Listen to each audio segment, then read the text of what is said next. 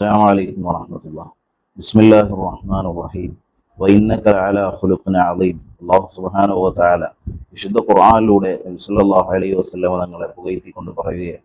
നബി സല്ലല്ലാഹു അലൈഹി വസല്ലം തങ്ങൾ അത്യുന്നതമായ സ്വഭാവത്തിന് ഉടമയാണ് എന്ന് നബി തങ്ങളോട് പറയുകയാണ്.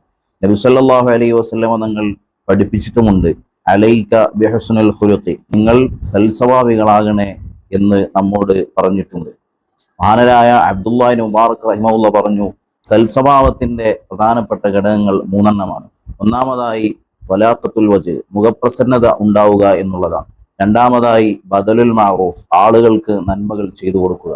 മൂന്നാമതായി കഫുൽ അദ, ആളുകളെ പ്രയാസപ്പെടുത്താതിരിക്കുക. ഈ പറഞ്ഞ മൂന്ന് വിശേഷണങ്ങൾ ഒരാളിൽ സമ്മേളിച്ചാൽ അയാൾ സൽസ്വഭാവിയാണ് എന്ന് നമുക്ക് പറയാൻ പറ്റും. സൽസ്വഭാവികളിൽ അല്ലാഹു സുബ്ഹാനഹു വ തആല നമ്മളെല്ലാവരെയും ഉൾപ്പെടുത്തി അനുഗ്രഹിക്കട്ടെ. അസ്സലാമു അലൈക്കും വറഹ്മത്തുള്ളാഹി.